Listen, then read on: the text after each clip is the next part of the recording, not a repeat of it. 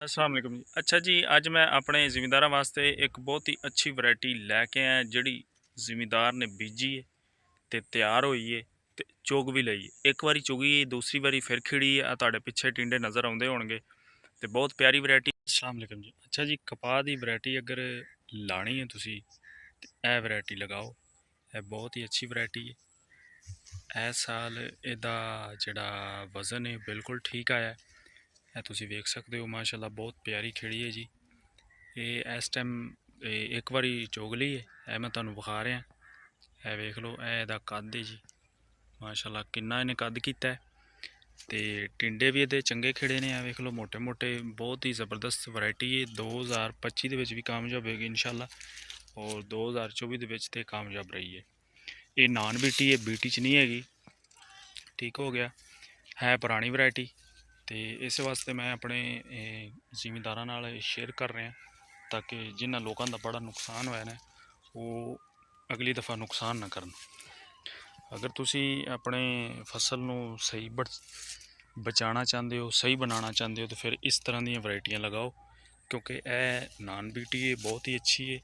ਤੇ ਇਹਦੀ ਔਸਤ ਪਹਿਲੀ ਵਾਰੀ ਦੀ 14 ਤੋਂ 15 ਮਣ ਕਿੱਲੇ ਦੀ ਆਈ ਹੈ ਤੇ ਇਹ ਦੂਸਰੀ ਵਾਰੀ ਵੇਖ ਲਓ फिर माशाल्लाह ज़बरदस्त खिड़ी है। ये उम्मीद है कि 22-23 मण एकड़ ते यदि टोटल एवरेज बन जाएगी। है वेख लो माशाल्लाह बहुत ही ज़बरदस्त है जी। है वेख लो मोटी मोटी खिड़ी है तो कदवर वैरायटी है। जो कद होएगा फल लगेगा तो वजन आपे ही आ जाएगा। यह चीज़ों का तुहानू पता होना चाहिए।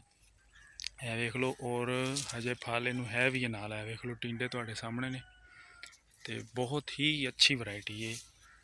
खर्चा ये तो नॉर्मल ही किया गया, इन्ना ज़्यादा खर्चा नहीं होया ये। ए वेख लो पूरा सूरा खर्चा किया है क्योंकि जेडे लोगों ने हाईब्रिड बीजियां सन नवीं वैरायटियां वो किते किते कामयाब हो गई ने, किते नहीं हुई। लेकिन जड़ियाँ कुछ पुरानियां वैरायटियां लोग बीजियां हुई सन वो फिर भी अल्लाह करे ठीक रह गई ने लोगों।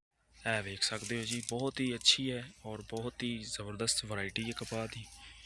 है पुरानी वैरायटी तो तुहानू पता है कि वो जिमें एक कहावत है कि बाबे बगैर बकरियां नहीं चरदियाँ।